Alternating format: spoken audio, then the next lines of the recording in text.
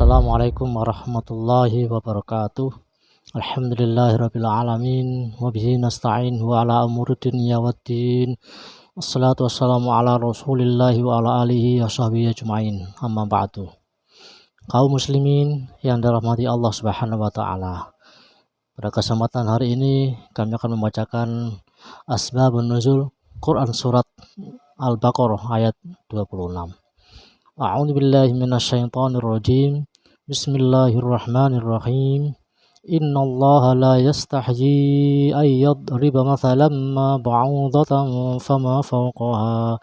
Fa ammal ladzina amanu faya'lamuna annahu al-haqqu min rabbihim wa ammal ladzina kafaru fayaquluna madza aradallahu bihadza mathala yudillu bihi katsiran wa yahdi bihi katsiran wa ma yudillu bihi illal fasiqin.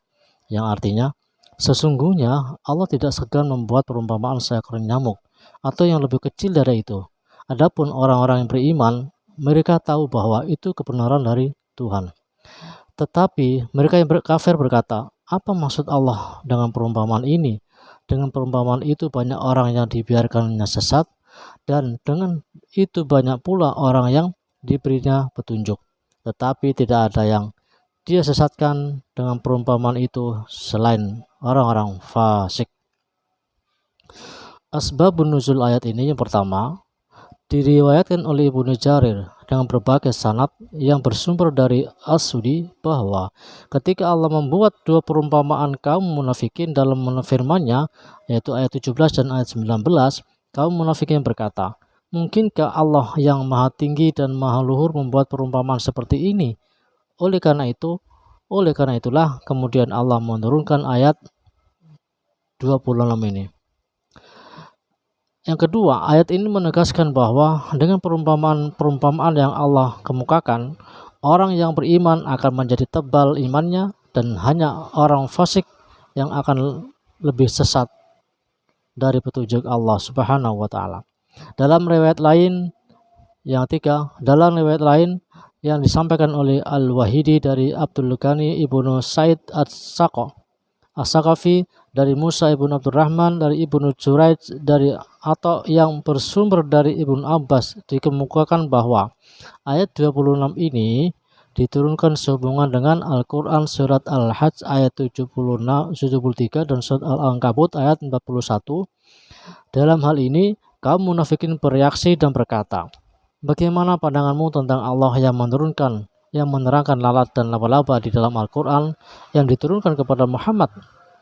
Bukankah ini membuktikan bahwa Al-Quran itu buatan Muhammad? Yang keempat, diriwayatkan Abu Razzaq dalam tafsirnya dari Ma'mar yang bersumber dari Qatadah bahwa ketika Allah menerangkan laba-laba dan lalat dalam Al-Quran surat Al-Hajj ayat 73 dan surat Al-Ankabut ayat 41, kaum musyrikin berkata, apa gunanya laba-laba dan lalat diterangkan dalam Al-Quran?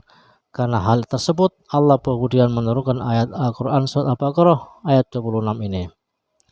Ibnu Abi Hatim yang bersumber dari Hasan meriwayatkan bahwa ayat ini, Al-Baqarah ayat 26, diturunkan sehubungan dengan reaksi dan perkataan kaum musyrikin yang menanggapi perumpamaan Allah dalam Al-Quran surat Al-Hajj ayat 73 dan surat Al-Ankabut ayat 41. Mereka berkata, contoh macam apakah yang tidak patut dibuat perumpamaan ini?